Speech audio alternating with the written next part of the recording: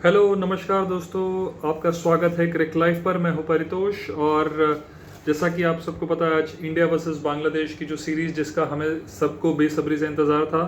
इंतज़ार क्यों? ऐसा नहीं कि क्रिकेट बहुत कम होता है, क्रिकेट बहुत अधिक होता है, मगर ये सीरीज़ का बहुत ज़्यादा रिलेवेंस है बिकॉज एक तरीके से मिशन वर्ल्ड कप का आगाज़ है। आज से 8 या 9 महीने बाद वर्ल्ड कप शुरू होना है इंडिया में और T20 वर्ल्ड कप के फेलियर के बाद कहीं ना कहीं सबकी आस अब इंडिया में होने वाले 2023 वर्ल्ड कप पर है। तो वर्ल्ड कप के लिहाज से ये सीरीज़ और अगले आने वाले सारे टूर्नामेंट बहुत बहुत इंपॉर्टेंट हो जाते हैं बिकॉज यहाँ से हमको पता चलेगा कि इंडिया की स्ट्रैटेजी क्या है, इंडिया का टीम कॉम्बिनेशन क्या है और इंडिया किस तरीके से किन प्लेयरों के साथ आगे बढ़ना चाहता है, कप्तान की क्या सोच है। तो वही सारे सवाल लेकर और उन्हीं के जवाब ढूंढने इंडिया आज मैदान पर उतरी बांग्लादेश में, जो आज पहला वनडे इंटरनेशनल स्टार्ट हुआ। टॉस जीतकर बांग्लादेश ने पहले बॉलिंग करने का फैसला किया और कहीं ना कहीं रोहित शर्मा ने भी बोला शायद वो भी यही करते थे बिकॉज थोड़ा सा मॉइस्चर था पिच में और किसी को पता नहीं था कि पिच कैसे खेलने वाली और उस पर क्या सेफ टोटल होगा या क्या किस तरीके से प्लेइंग कंडीशंस रहेगी। तो पहले बॉलिंग करके वो शुरू की जो एडवांटेज होती है मॉइस्चर का, वो बांग्लादेश के कैप्टन ने बोला, जो कि लिटन दास इस बार कैप्टनसी कर रहे हैं शाकिब उल हसन के बाद, तो बोला कि उसका एडवांटेज लेना चाहते हैं और उन्होंने बहुत बखूबी उसका एडवांटेज लिया। इंडिया की स्टार्ट बहुत ही खराब रही। रोहित शर्मा, शिखर धवन जो कि एक्सपेक्टेशन के अनुसार ओपनिंग करने आए, लेकिन शिखर धवन जैसा कि हमने न्यूजीलैंड सीरीज में भी देखा था, बिल्कुल आउट ऑफ टच लग ही नहीं रहा था कि वो 2019 में कितना अच्छा वर्ल्ड कप खेल कर आए हैं ओडीआई का और इंडिया के लिए इतनी अच्छी कामयाब बल्लेबाज रहे हैं। लेकिन फॉर्म बहुत इंपॉर्टेंट होता है क्रिकेट में, इसीलिए जो उनका हाल ही में जो फॉर्म लगा है उससे रन तो उनके आ रहे हैं, लेकिन जिस अंदाज से आ रहे हैं वो कहीं ना कहीं टीम को एक अच्छी शुरुआत दिलाने में असफल रह रहा है। और साथ ही साथ रोहित शर्मा का भी फॉर्म एक के साथ अभी भी काफ़ी नीचे लगा हुआ है और उनके भी रन नहीं आ रहे जिस तरीके से उनके रन आते हैं। जिस प्रकार की लंबी पारियां, जब बड़ी शतकों के लिए वो जाने जाते हैं, वैसी पारियां काफ़ी टाइम से नहीं आई है, बी T20 क्रिकेट या वनडे क्रिकेट या जो कुछ उन्होंने एक आधे टेस्ट मैचेस जो अभी ऑफ लेट लास्ट ईयर या उसके पहले खेले हैं। तो एक्सपेक्टेशन बहुत ज़्यादा थी ओपनिंग पेयर से, सबकी नज़रें भी थी क्योंकि काफ़ी सारे ओपनर्स अभी बैक लाइन में खड़े हुए हैं और काफ़ी इंतज़ार कर रहे हैं कि अगर ये प्लेयर परफॉर्म नहीं करेंगे तो हम आएंगे। लेकिन आई डोंट थिंक सो हमारे ओपनर्स उस चीज़ को समझ रहे हैं, या तो उन्हें अपनी प्लेयर्स का काफ़ी ज़्यादा अश्योरिटी है या वो काफ़ी ख़राब फॉर्म से गुजर रहे हैं। मुझे लगता है सेकेंड रीज़न ज़्यादा सही है कि स्पेशली शिखर धवन जिस तरीके से स्टार्ट किया, उन्होंने 7 रन बनाए 17 बॉल में। शुरू के कुछ ओवरों में तो उनको बॉल की कुछ खबर ही नहीं पड़ रही थी और वो इम्प्रोवाइज करके कुछ एक चौका मारा उन्होंने कवर्स के ऊपर से आगे निकलकर, बट उसके अलावा वो बिल्कुल खेल नहीं पाए और just to get out of the shackles ही ट्राइड दैट रिवर्स स्वीप, और जो कि पूरी तरीके से नाकामयाब रहे। रोहित शर्मा के भी 1-2 अच्छे हिट लगे, लेकिन जिस तरीके से उनकी फ्री फ्लोइंग बैटिंग होती, जिस तरीके से वो टाइम करते बॉल को, वो बिल्कुल देखने नहीं मिल रहा था। बस उनका बल्ला चल रहा था, पाँव बिल्कुल हिल नहीं रहे थे। तो कहीं से भी इंडिया ऐसा नहीं लग रहा था कि ये दोनों टॉप ऑर्डर के या अब तक के वर्ल्ड के सबसे अच्छे बैट्समैन रह चुके हैं। नंबर 3 पे no doubt Virat Kohli has to come, and Virat Kohli आए बैटिंग करने, मगर उनकी जो कहीं ना कहीं उनकी जो समस्या है लेफ्ट आर्म स्पिनर के अगेंस्ट, वो वापस निकल कर आई। शाकिब उल हसन ने उन्होंने बहुत ही अच्छी बॉलिंग करी, वाइड ऑफ स्टंप के बाहर काफ़ी डाली, उसे चेस करने गए और काफ़ी अच्छा कैच लिया कैप्टन ने उनके, लिटन दास ने। सो इंडिया की शुरुआत बहुत ही खराब रही देन, और शुरुआत बहुत धीमी भी रही। श्रेयस अय्यर ने आके थोड़ा पारी को संभाला, 29 रन बनाए, उनका साथ देने के लिए कोई था नहीं। केएल राहुल जो आज नंबर 5 बैटिंग कर रहे हैं, who is playing as a wicket keeping option because Rishabh Pant इस सीरीज से बाहर हो गए हैं कुछ पर्सनल रीजन के कारण, तो KL Rahul as a wicket keeper batsman खेल रहे हैं। मिडल ऑर्डर में no doubt he is a good batsman, he has played good innings for India in the past, but आज उन्होंने काफ़ी अच्छी इनिंग खेली। इनफैक्ट एक वही थे जिन्होंने आज जो भी रन्स बनाए उन्होंने बनाए, 73 रन्स बनाए, और एक समय के बाद उन्होंने काफ़ी थोड़ा अटैकिंग शॉट्स भी खेलने चालू किए, कुछ 3 छक्के उन्होंने लगाए। लेकिन एक तरीके से दूसरे एंड से विकेट गिरते ही जा रहे थे, तो उन्हें कोई प्रॉपर सपोर्ट नहीं मिल पाया। श्रेयस अय्यर को स्टार्ट हालांकि मिला, लेकिन उसको वो भुना नहीं पाए और एक लंबी पारी में कन्वर्ट नहीं कर पाए। उनकी बॉलिंग बहुत ज़्यादा डिसिप्लिन थी और इंडिया सिर्फ और सिर्फ 185 रन्स लगा पाई बोर्ड पर। और वॉशिंगटन सुंदर जिन्हें एक ऑलराउंडर के रूप में देखा जा रहा है, आज भी उन्होंने एक इंपॉर्टेंट पारी खेली।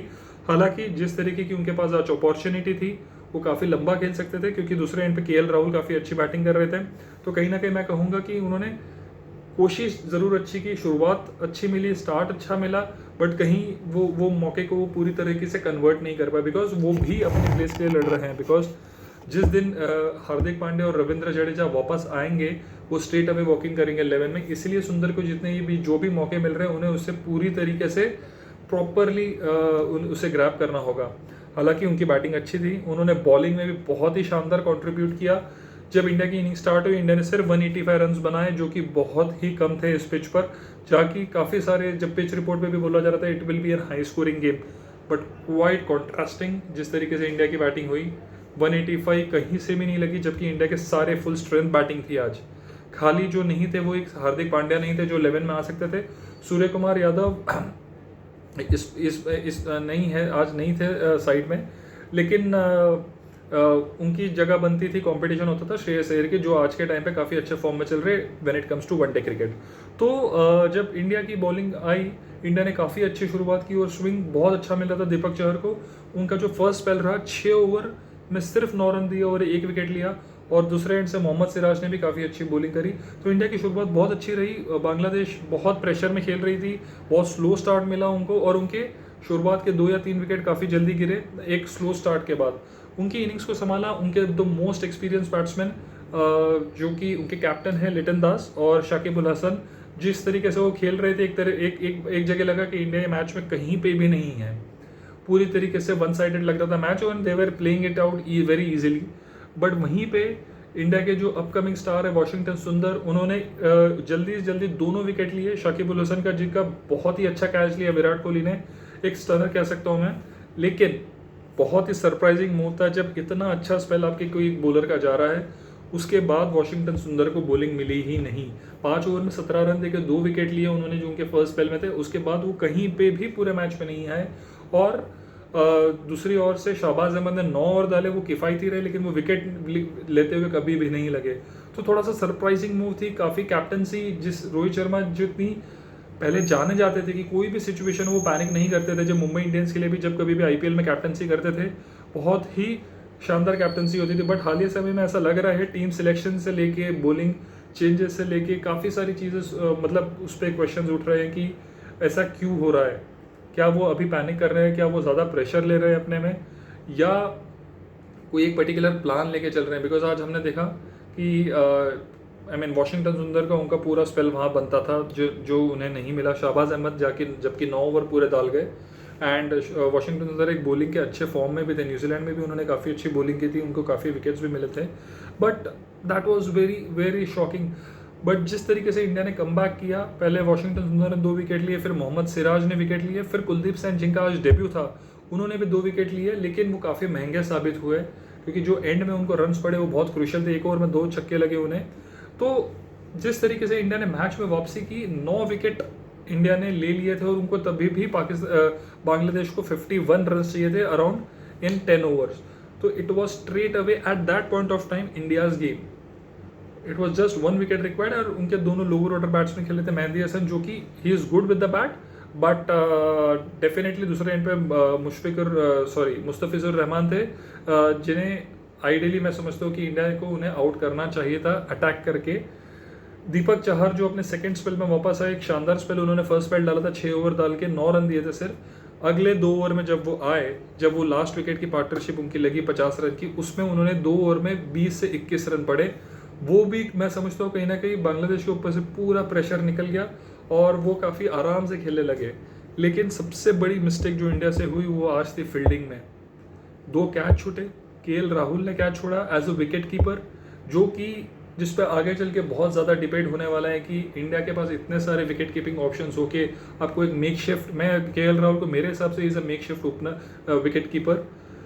जस्ट बिकॉज आपको किसी को टीम में फिट करना है उसके लिए आप उसको सिर्फ विकेट कीपिंग करा रहे हैं, और कितना क्रूशियल कैच छोड़ा आज। अगर वो कैच था इंडिया का गेम हो चुका था। और कहीं ना कहीं आज मुझे लगता है कि इंस्पाइट आज हम वैसे बॉलिंग से नहीं आ रहे, फील्डिंग में गलतियां हुई मैं मानता हूँ, लेकिन हमारा सबसे बड़ा रीज़न बैटिंग था, बैटिंग की वजह से ही हारे। लेकिन बट जब एक पोजीशन में हम आ चुके थे, वहाँ तो अब बैटिंग जो हो गया वो हो गया था ना। जो पोजीशन थी हमारी जिसमें हमको एक विकेट ही चाहिए था, और जो कैच आया, और आपके पास जब विकेट कीपर हो, ग्लव्स है, सब कुछ है, यू आर नॉट 10 में से 10 बार मैं समझता हूँ विकेट कीपर ये कैच लेगा। एंड मुझे यही लग रहा है कि केएल राहुल ने, मतलब उनको इतनी आदत नहीं है विकेट कीपिंग ग्लव्स के साथ, he might not be use to, हालांकि हो सकता है वो प्रैक्टिस कर रहे होंगे, बट एंड टाइम पे ऋषभ पंत ये टॉर से बाहर हुए और KL Rahul as a wicket keeper आए। I don't know. There are a lot of questions to be asked. Why there was no replacement as of a proper wicket keeper? Why? I think Ishan Kishan is already there in the squad. ठीक है, उनकी opening में जगह बनती है, तो उन्हें नहीं खिलाया। तो उनका विकेट कीपर से रिप्लेसमेंट क्यों नहीं हुआ स्क्वाड में? संजू सैमसन को क्यों नहीं लिया गया, या कोई और विकेट कीपर को क्यों नहीं लिया गया? जबकि एक स्क्वाड में ईशान किशन थे तो उन्हें मौका मिल सकता था। बैटिंग पे no doubt KL Rahul was the best batsman for us today, but हर एक चीज़, हर एक प्लेयर का एक रोल होता है। जस्ट बिकॉज आपको उसके टीम में फिट करना है, इसलिए आप विकेट कीपिंग करा रहे हो, जाकि जो कि आज मुझे लगता है in the context of the whole game बहुत महंगा साबित हुआ है। He can play as a pure batsman, but definitely not as a keeper at this point of time. He might develop his wicket keeping skills few months down the line, or maybe few years down the line, if he keeps regularly for all his wherever he plays. Because IPL में भी KL Rahul खेलते हैं, जब वो लखनऊ के लिए खेले तो उन्होंने विकेट कीपिंग नहीं की थी। आई थिंक विकेट कीपर उनके क्विंटन डिकॉक थे। तो जब आप अपनी फ्रेंचाइज के लिए कीपिंग नहीं कर रहे तो आप इंडियन टीम के लिए कैसे विकेट कीपिंग कर सकते हो? So it raises all the questions, क्योंकि अगर आप फ्रेंचाइज के लिए कॉम्प्रोमाइज़ नहीं कर सकते, फ्रेंचाइज के लिए आपको प्रॉपर कीपर चाहिए, स्ट्रैटेजी है, सब कुछ है, तो why for Indian team, why are we taking these specialize rules for granted कि कोई भी आएगा और कर जाएगा? So that is where I feel was the biggest miss in terms of at that point of the situation. जब था Washington सुंदर से भी कैच छूटा, जो कि, और इंडिया बॉलिंग में भी काफ़ी मतलब उस टाइम पे बहुत पैनिक कर रही थी। दीपक चहर की जो बॉलिंग हुई, ऑफ स्टंप के बाहर लेग स्टंप पे बॉलिंग, इजीली उनको रन्स बनाने मिल रहे थे। हालांकि एक विकेट चाहिए था, बट अगर जब आपके इजीली रन्स आ रहे हैं तो आप पे इतना प्रेशर नहीं आता है। आपको उनको पता है बैट्समैन के बैक ऑफ द माइंड कि यार मैं एक ही विकेट अगर गिरे तो हम मैच हार जाएंगे, और उसके साथ अच्छी बॉलिंग की जगह अगर आप उनको फ्री रन्स दे रहे हो, तो it was playing all together into their hands and giving them match in the open platter. So that is, I feel, the biggest lapse in terms of the batting as well as in the fielding. Bowling ने तो एक तरीके से हमें match में वापस लाया। खैर जो लास्ट पार्टनरशिप हुई 51 रन, वो नहीं होनी चाहिए थी, जबकि India ball to ball almost उनको लेकर आ चुकी थी। तो ये मैच से जवाब मिलने की जगह वापस बहुत सारे सवाल आए हैं कैप्टनसी को लेकर, ओपनिंग स्लॉट से लेकर हमारे बॉलिंग डिपार्टमेंट में। अब टीम सिलेक्शन का मैं आपको एक इंपॉर्टेंट पॉइंट बताना चाहता हूँ। प्लेइंग 11 हम किस माइंडसेट से हमारे टीम मैनेजमेंट सोच रही है। उन्हें सारे प्लेयर वैसे ही चाहिए जो बॉलिंग कर सकते हैं, ऐसे बॉलर चाहिए जो बैटिंग भी कर सकते हैं, ना कि ऐसे बैट्समैन चाहिए जो बॉलिंग कर सकते हैं। तो क्योंकि आज आप देखिए, शाहबाज अहमद, वॉशिंगटन सुंदर, दीपक चहर और शार्दुल ठाकुर, ये चारों ऐसे प्लेयर हैं जो बॉलर हैं जो बैटिंग भी थोड़ी कर सकते हैं। वॉशिंगटन सुंदर हालांकि काफ़ी अच्छे बैट्समैन हैं, शाहबाज अहमद का हमने अभी इतना देखा नहीं है, मगर Deepak Chahar and Shardul Thakur are more of a bowler वो can bat a little bit, right. तो उन्हें वो बॉलिंग ऑप्शन के, वो बैटिंग के मद्देनजर रखते, कहीं ना कहीं उन्हें एज भी होती है सिलेक्शंस में। लेकिन बैटिंग में हम ऐसा नहीं देख रहे। बैटिंग में हम ऐसा नहीं देख रहे कि बैट्समैन हैं जो बॉलिंग कर सकता है। अगर आप हमारे टॉप 4 या 5 देखें, उसमें से कोई भी बॉलिंग नहीं करता। विराट कोहली, शिखर धवन, रोहित शर्मा, श्रेयस अय्यर और आज तो केएल राहुल ने खैर कीपिंग करी, अदरवाइज वो भी बॉलिंग नहीं करते हैं। तो अगर आप बॉलर से एक्सपेक्ट कर रहे हैं बैटिंग करना, तो आप why not the batsman are expected to bowl, और क्यों नहीं उनका सिलेक्शन उस प्रकार से उसको मद्देनजर रखते हुए होता है। हालांकि आप अगर ये भी बोलेंगे कि आज के डेट पे हमारे टॉप 3, 4, 5 जैसे कि बैट्समैन सर्किट में, डोमेस्टिक सर्किट में भी नहीं है जिन्हें आप लेकर आ सके और वो बॉलिंग डाल सके, बट कहीं ना कहीं इंडिया को वो डेवलप करना होगा। अगर माइंड सेट ही नहीं होगी, अगर सोच ही नहीं होगी, अगर प्रिपरेशन ही नहीं होगी एट द हाईएस्ट लेवल, तो प्लेयर्स बनेंगे कैसे? तो खैर दोस्तों, आज फर्स्ट वनडे में तो काफ़ी डिसअपॉइंटमेंट रहा इंडिया के लिए। बांग्लादेश के हाथ हमें हार मिली, जो कि अपने होम कंडीशंस में काफ़ी स्ट्रॉन्ग टीम रही है। 2016 से उन्होंने एक भी होम सीरीज़ वनडे की हारी नहीं है। इनफैक्ट जब 2015 में जब इंडिया गई थी, इंडिया हार कर आई थी। तो they are a very very formidable side when it comes to their home conditions. जिस तरीके से उनके 2-3 लेफ्ट आर्म बॉलर्स है, क्योंकि वो पिच पे बाउंस नहीं रहता, विद द आर्म उनका बॉल अंदर आता है एंगल के साथ, उस पर उन्हें काफ़ी सक्सेस मिली। शाकिब उल हसन जिन्होंने 5 विकेट लिए, was the star for them. And batting में जैसा आपको सबको पता है, मेहदी हसन, जिन्होंने एंड में आके काफ़ी अच्छे रन्स बनाए और वो बॉलिंग भी उन्होंने काफ़ी अच्छी की, was the man of the match. So let's see how India cope up with all the questions that are being raised on them in the second one day international, जो कि Wednesday है, और we have all the thing to play for, be it series, be it World Cup preparation, be it anything, when it comes to one day cricket. So it is all important game on Wednesday. I'll be back with you. तब तक please Crick life को support कीजिए, subscribe कीजिए. Thank you. जय हिंद.